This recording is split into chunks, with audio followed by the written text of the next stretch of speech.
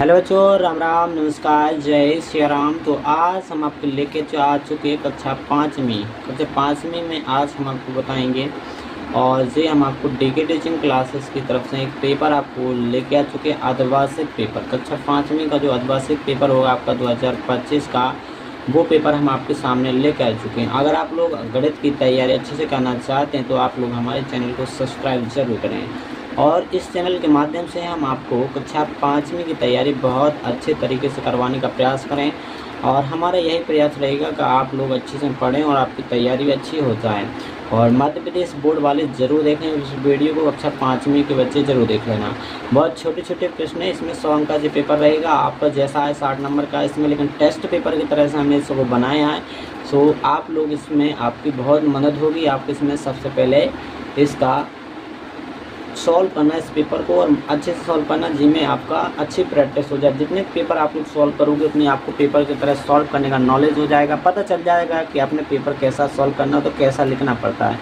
और जहाँ भी पढ़ते हैं अपने टीचरों से भी पूछ लेना कैसा करना होता है कैसा, और डायरेक्ट पेपर में जाते तो पता तो चलता है, फिर बाद में चल जाएगा पता हो कि अपन को ऐसा लिखना है तो आप लोग लिख देते तो आराम से लिख जाता है। लेकिन नॉलेज ना हो लिखने का तो आप लोग गलत कर देते हो, कैसा लिखना, क्या करना है और क्या करना पड़ता है। तो सबसे पहले आपको देखो खंड आ है जिसमें आपको बहुविकल्प प्रश्न मिलेंगे देखने को, जो एक एक अंक का रहेगा। और आपके पास 10 नंबर का क्वेश्चन है, इसमें 10 नंबर का, ठीक है। पहला क्वेश्चन आपका सामने प्रस्तुत है। 34 संख्या लिखी है 3475 में 4 का स्थान है। तो आपको स्थान बताने कौन सी जगह पे बैठा है। जो स्थान मतलब पहली इकाई की होती है, दूसरी दहाई की होती है, तीसरी सैकड़ा की होती है, चौथी का होती है हज़ार की। मतलब जो पहले बैठता सबसे पहले आता है, जैसे 5 पहले तो ये इकाई का होगा, 7 का पे बैठा दहाई पे, और 4 का पे बैठा सैकड़ा पे, और 3 का पे बैठा हज़ार पे। तो ऑप्शन में आपका इकाई, दहाई, सैकड़ा, हज़ार। तो कौन सही होगा मित्रों, यहाँ पर बच्चों कौन सही हो जाएगा। 4 आपका सैकड़ा के स्थान पे बैठा तो आप लोग इसमें टिक किस में करोगे कि इसमें गोला मार दोगे, ये सही है, सैकड़ा पे बैठा। आपका इसमें क्वेश्चन दूसरा है 35 में 5 का भाग लगाने। 35 में 5 का भाग दोगे तो कितना आएगा। 35 में 5 का भाग दो कितना आ जाएगा, 5 आएगा, 7 आएगा, 6 आएगा, या 7 आएगा, या फिर 8 आएगा। तो आपको पता है कि 5 को भाग जब हम 35 में देंगे तो कितना आएगा, 7 आएगा। इसका कितना बच्चा राइट आंसर 7 हो जाएगा। और फिर आपका तीसरा क्वेश्चन है वो आराम से जल्दी जल्दी करें। 1 किलोग्राम में कितने ग्राम होते हैं। 1 किलो में कितने ग्राम होते हैं बच्चों, 10 ग्राम, 100 ग्राम, 1000, 10,000। तो 1000 ग्राम होते हैं, आपका जो राइट ऑप्शन हो जाएगा। जी आपको ध्यान रखना, अगर 5वीं में पढ़ रहे हैं आप लोग।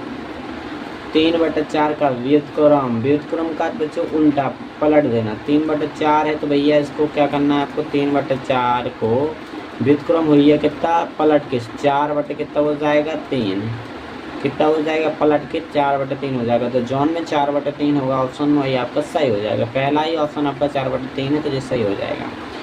तो किसी घन के कितने फलन होते हैं, तो ये आपके लिए आप लोग घन देखना, उसमें फलन देखना कितने फलक। फलन की जगह यहाँ पर फलक होगा, यहाँ फलन लिखा तो फलक होगा। तो आपके फलक का मतलब ये हमारा जो पीसी दिख रहा है जिसमें आप कंप्यूटर में जो देख रहे हो तो जब एक फलक हो जाएगा। और ये घन देखा होगा आपने, उसमें जैसे लूडे की गुट्टी होगी बिल्कुल सेम उसी तरह का घन होता है, उसमें फलक गिन लेना कितना होता है, ठीक है। 4 होते हैं, 6 होते हैं, 8 होते हैं, 2 होते हैं। तो आप लोग पता कर लेना, बताना कमेंट में इसको आपको, ठीक है। फिर आपको 6वां क्वेश्चन है, कितना अच्छा क्वेश्चन है। 100 पैसे में कितने होते हैं। 100 पैसे में आपका 1 रुपये होता है, 10 रुपये होता है, 0.10 पैसे होते हैं, 10 रुपये, 100 रुपये। इसका राइट ऑप्शन आपका हो जाएगा 100 पैसे का बनता है 1 रुपये। जब 100 पैसे आपके पास होंगे तब आपका मतलब 1 रुपये हो गया आपके पास, ठीक है। तो आप लोग देखें इसका राइट आंसर ये है। और फिर आपका 7वां क्वेश्चन है, सबसे छोटा अभाज्य संख्या कौन सी, सबसे छोटी अभाज्य संख्या कौन सी है। आपको सबसे छोटी अभाज्य संख्या बतानी है। अभाज्य संख्या आपको पता है, सबसे छोटी अभाज्य संख्या कितनी आपकी 2 है, ठीक है। किसी वृत्त की गोलाई को क्या कहते हैं, किसी जब वृत्त की गोलाई होना है, ऐसा गोल गोल जो आपका वृत्त होता है, इसको क्या गोलाई को क्या बोलते हैं, आपके त्रिज्या बोलते हैं, व्यास बोलते हैं, परिधि क्या बोलते हैं, परिधि। तो 1 लीटर में कितने मिलीलीटर होते हैं भैया, 1000 मिलीलीटर होते हैं। आपको पता है, इनको जोड़ आप लोग जोड़ लेना, फिर कितना आएगा। तो जोड़ने का तरीका शानदार तरीका हम बता लें। इकाई मतलब पहले का पहले में 6 3 9, तो पहले में 9 है, 1 में फिर दूसरे में 5 और 2 7, तो 7 भी है, ठीक है। और 4 1 कितने हो जाएंगे 5, तो ये आपका पहला ही ऑप्शन राइट हो जाएगा। मतलब इनका जोड़ दोनों को जोड़ोगे तो कितना आएगा 579। आप लोग देख लेना। फिर आपके खाली स्थान आ चुके हैं और रिक्त स्थान में आप लोग जल्दी से इसमें 100 का भाग दोगे, मतलब 2 जीरो का 2 जीरो से भाग दिख जाएगा तो इसमें 50 आ जाएगा। आप लोग दे देना भाग, इसमें दोनों भिन्नों को जोड़ के आपको इसमें जितना उत्तर आए उतना लिख देना है। समकोण का मान होता है, समकोण कितने डिग्री होता है 90 डिग्री का होता है, तो 90 डिग्री आपको इसमें लिख देना है। 1 मीटर में कितने सेंटीमीटर होते बच्चों 100 सेंटीमीटर, तो 100 लिख देना, ठीक है। और इसमें सबसे छोटी 3 अंकों की संख्या, सबसे छोटी आपको 3 अंकों की संख्या लिख देना, कितना होती है 3 अंकों की 999, ठीक है। और 3 रुपये में कितने पैसे होंगे भैया, 1 रुपये में 100 पैसे होते, 3 रुपये में मतलब 300 पैसे हो जाएंगे, तो इसमें भर देना आपको 300, ठीक है। 100 गुणे जब 0 करोगे तो कितना आ जाएगा 0 ही आएगा। 0 को गुणा कुछ में भी करो 0 ही आता है। फिर आपको किसी वर्ग के चारों भुजाएं होती हैं, किसी वर्ग के चारों भुजाएं कौन सी होती हैं, बराबर होती है, तो खाली स्थान में बराबर देने, इनमें घटाना 1/2 में से 1/4 फिर इनका घटाना करना, आपको इनमें से भर देने इसमें। फिर आपके पास क्वेश्चन नंबर 20वां आ गया। 5 रुपये का 1 सिक्का है आपके पास, 5 रुपये का 1 सिक्का और 2 रुपये के 2 सिक्के, कुल कितने रुपए हो जाएंगे। 5 रुपये का 1 सिक्का है, 2 रुपये के 2 सिक्के हैं, 2 रुपये के 2 4 रुपये जी हो जाएंगे आपके पास। 5 रुपये के पास आपका एक ही करना है, तो मतलब 5 के वो हो गया, 4 रुपये जैसे होते आ जाएगा 9 रुपये, ठीक है। और आपका अगला प्रश्न आ चुका है कि 237 को शब्दों में लिखने, तो आप शब्दों में लिखने, जी आपके जोड़ हैं, जो घटाना है जी आपका जोड़ है, जे भी आपके भिन्नों का जोड़ है। किसी त्रिभुज के तीनों कोणों का योग होता है, तो भैया तीनों कोणों का योग कितना होता है 180 होता है, अगर ऐसा क्वेश्चन आए तो। 1 किलोमीटर में कितने मीटर होते भैया 1000 मीटर होते हैं, कितने 1000 मीटर होते, लिख लेना अच्छे से, यहाँ पर लिखते नहीं बनता उसका, अच्छा ठीक है। 2 रुपये में 2 रुपये 50 पैसे, कुल कितने पैसे हो गए 2 रुपये में आपके 2 रुपये में सीधे 200 पैसे होते हैं, 1 रुपये में 100 होते हैं, 2 रुपये में 200 पैसे हो जाएंगे, आप लोग ध्यान देना। और 50 पैसे हैं तो यहाँ पर कुल कितने पैसे हो जाएंगे 250 हो जाएंगे, 2 रुपये के 200 पैसे और 50 पैसे तो 250 पैसे। 5000 ग्राम में कितने किलोग्राम, 5000 ग्राम है 1 किलोग्राम में, मतलब 1 किलो में 1000 ग्राम, 5000 ग्राम के तो 5 किलोग्राम का होता है, तो यहाँ 5 किलो आ जाएंगे, ठीक है। और फिर एक घनाकार आकृति बनाई, उसके फलकों के नाम लिखे, घनाकार आकृति बनाओगे फलकन के नाम लिखना है, ठीक है। और ये आप लोगों को करना है। किसी घन का आपको चित्र बनाना है, उसके 6 फलन दिखाइए, 6 फलक दिखाने हैं, इन भिन्नों का जोड़ घटाना सब करना है, इसको हल करना है, ठीक है।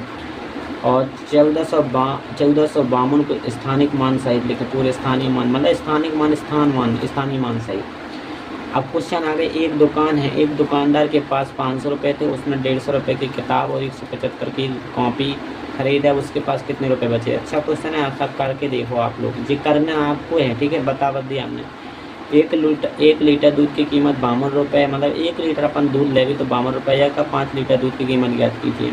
नीचे की तालिका को पूरा कीजिए। आपको इसमें क्या करना है, 1 रुपये को पैसे में बदलना है, 3.5 रुपये को पैसे में, इसको भी पैसे में सब बदल के लिखना है।